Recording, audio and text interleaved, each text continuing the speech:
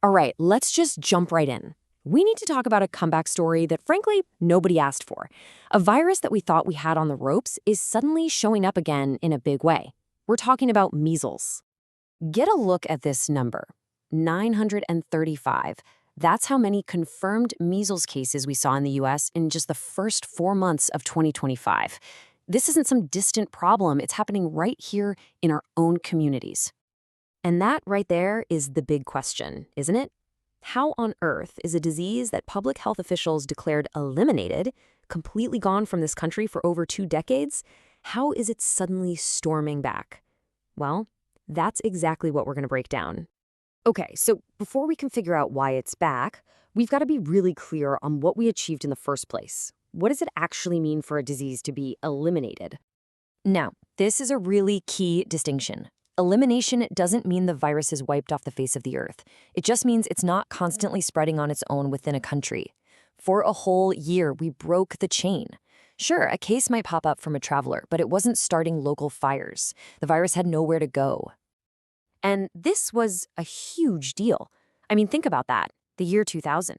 We had effectively stopped a virus that used to infect millions of people. It was a massive victory for science and public health, which, honestly, just makes its return today all the more shocking. All right, let's meet the villain of our story. To really get why this thing is so hard to stop once it gets going, you have to understand the virus itself.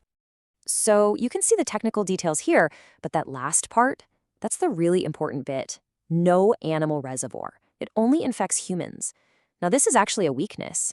Unlike the flu that can hang out in birds or pigs, measles only has one host, us. You'd think that would make it an easy target, right?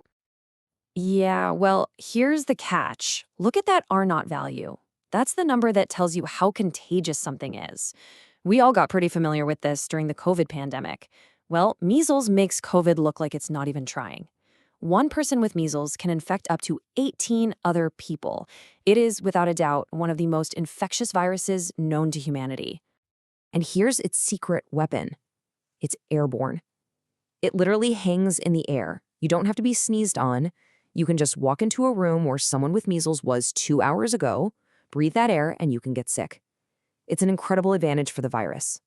Now, a lot of people hear measles and think, oh, it's just a little childhood rash, a fever, no big deal. But that's like calling a great white shark just a fish.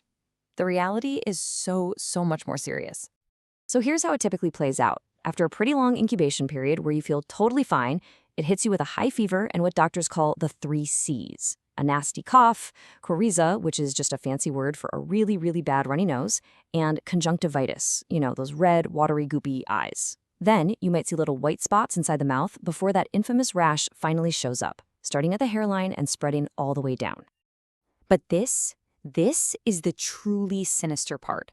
This is the virus's dirtiest trick, immune amnesia. Think of your immune system like a hard drive, with files on how to fight every germ you've ever beaten.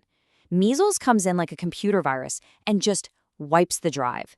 It erases your body's memory of past fights, leaving you wide open to other diseases you were supposed to be immune to. And if that wasn't enough, the direct complications are terrifying. Pneumonia is the #1 killer. Encephalitis, that's swelling of the brain, can cause permanent damage. It can cause blindness, deafness, and then there's SSPE, this terrifying, always fatal brain disease that can pop up years later. So let's be super clear. This is not a mild disease.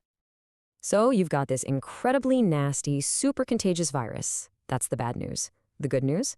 For decades, we have had a nearly perfect defense. Let's talk about the hero of this story. You just have to look at this chart. It tells the whole story. Before we had a vaccine, measles was killing an estimated 2.6 million people every single year. After we started using the vaccine widely, look at that drop. It is one of the greatest public health success stories of all time, period. So how did we do it? What was the secret? It's this number right here, 97%. 2 doses of the MMR vaccine are 97% effective at stopping measles in its tracks. That is almost bulletproof. It's a modern medical miracle. And let me be absolutely 100% clear on this, and this is straight from the science. The MMR vaccine is one of the safest and most effective medical interventions we have ever created. And here's the best part. Just like getting the actual disease, getting the vaccine gives you immunity for life, but you get it without any of the risks of brain damage, pneumonia, or death. Which, of course, brings us to the million-dollar question, right? If we have this nearly perfect shield against this awful virus, then why are we even having this conversation? Let's get to the real reason for this completely preventable comeback. Well, it all comes down to one really important idea: herd immunity. It's basically a firewall for the community. When enough people are immune, the virus just can't find anyone new to infect. It hits a dead end and the outbreak sputters out. This protects everyone, especially the people who can't get vaccinated, like tiny babies or people with weak immune systems. But here's the thing about measles. Because it's so ridiculously contagious, that firewall has to be really, really strong. You need about 95% of people to be immune to stop it. The moment vaccination rates dip below that magic number, even just a little, you start getting cracks in the wall. And those cracks are all the virus needs to sneak through. And this timeline, wow, it just lays the whole story out. In 1998, a single fraudulent study that was later retracted came out and lit a match of fear. And even as we were celebrating the elimination of measles in 2000, that fear was spreading.